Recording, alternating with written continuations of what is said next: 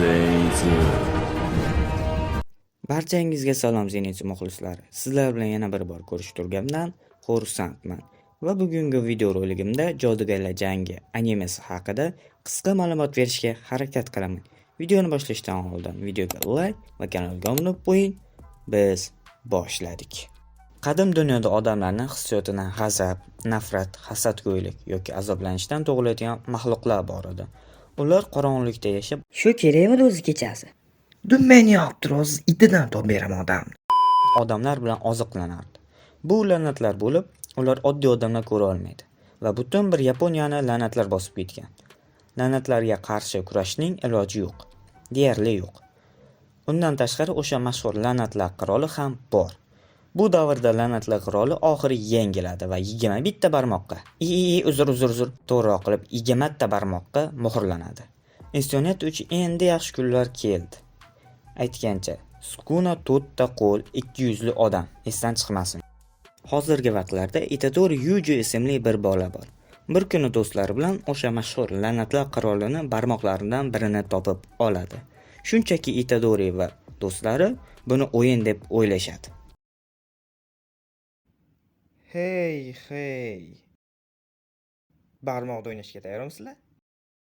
Kimlardir barmog'i tushib qolibdi. Bu ajoyib. Barmoqlardan kuchli darajada la'natlangan energiya oqib kelmoqda. Shu sababli ham boshqa la'natlar barmoq tomon intiladi. Qarangki, kasofati Itadoriga emas, balki do'stlariga uradi. Itadorida kuchli jismoniy kuch bor, lekin sehr va texnika yo'q. Keyinchalik do'stlarini qutqarish uchun la'natlar qirolining barmog'ini yutib yuboradi va la'natlar qiroli Itadori tanasida uyg'onadi. Shunday qilib Itadori jodugarlar maktabiga olib ketishadi va jodugarlar maktabi Itadoriga hukm qilishadi. La'natlar qiroli barmog'ini yo'q qilib bo'lmasdi. Shu sababli ham Itadoriga barcha barmoqlarni berishadi, so'ng Itadorini qatl qilishga kelishadi. Shu bilan syujet to'xtab qolgani yo'q, balki yanada qiziqarli bo'lishni boshladi. Maktabda Itadori la'natlarga qarshi kurashishni o'rgandi. Yana do'stlar topdi. Itadori odamlarni qutqarish kerak bo'lsa, o'lishga ham rozi bo'ladi. Ammo bu bunday ishlamasdi. Birinchi sezonda bu qarorga 50-50 edi. Ikkinchi sezonda esa umuman boshqa odamga aylangandi. Syujet boshida hammasi go'yo yaxshi edi, lekin Shibuya arkiga kelib, umuman boshqacha tarzda bo'ldi. Shibuya arkida Kenjaku ismli antagonist Gojoning eng yaqin do'sti bo'lgan Getoni tanasidan foydalanib, o'z rejasini amalga oshiradi. Birinchidan, Gojoni muhrlash. Avval toifali baryerlar qo'yadi. Gojo Satoru uchun baryer ichida la'natlar ko'p edi. Gojo ichkariga kirib, hammani enasini ko'rsatib tashlaydi va Getoni ko'rib qoladi. Aslida Kenjaku. Shu paytda Gojo ichidan nimalar o'tdi bilmadi. Shokka tushib qoladi. Kenjakuning qo'lida qamoqxona to'pi, nomi kuchli muhrlovchi vosita turibdi. Bu bilan Gojoni muhrlashdi.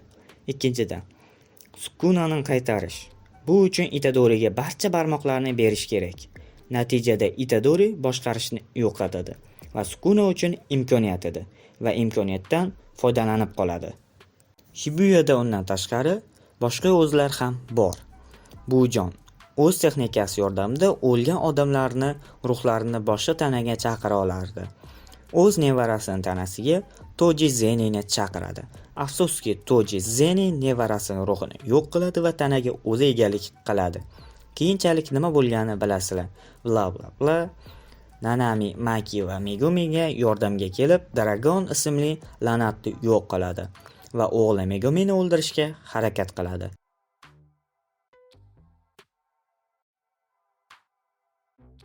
Lekin familiyasini so'raganda Fushiguro ekanligini eshitib xursand bo'ladi va o'zini o'ldiradi. Gojoga oxirgi marta aytgan gapini bajarganini bilib xursandi. Toji o'z o'g'lini Zenin klaniga sotib yuborgandi. Zenin klani esa o'g'lini xuddi o'ziga o'xshab maxluq qilib tarbiya qilardi va aynan Gojoga o'g'lini qutqarishini aytgandi o'limidan oldin va qutqargan ekan. Nanami Makini oldiga Jogo keladi. Dragon yo'q qilinganini ko'rib, bu yerda bo'lgan barchani yoqib yuboradi. Sukuna uyg'onadi, Jogoni yo'q qiladi. Keyin Megumi tomonidan yaratilgan Shigigami bo'lmish Mahoragani ham yo'q qiladi. Bunga qo'shib shaharni, ya'ni Shibuya shahrini yo'q qilib yuboradi. Itadori hushiga kelganda nima qilganlarini eslab juda katta stressga tushib qoladi. Hatto o'zini o'ldirishni ham aytib yolvoradi. Itadori tasodifan Mahitoni olib borib qoladi va u yerda Nanamini o'layotganini ko'radi va Noboroni ham o'ldiradi. Todoni chalajon qilib qo'yadi va Itadori Mahitoni pivdes qilib tashlaydi.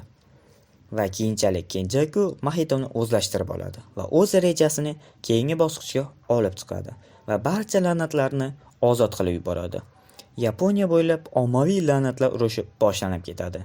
Endi la'nat yo'q qiluvchilarga qiyin bo'ldi. Bu arkdan keyin Cooling Gaming arki. Ark voqealarida Kenjaku o'yin tashkil qiladi. Tirik la'nat foydalanuvchilari uchun o'yin. Cooling Gaming o'yini.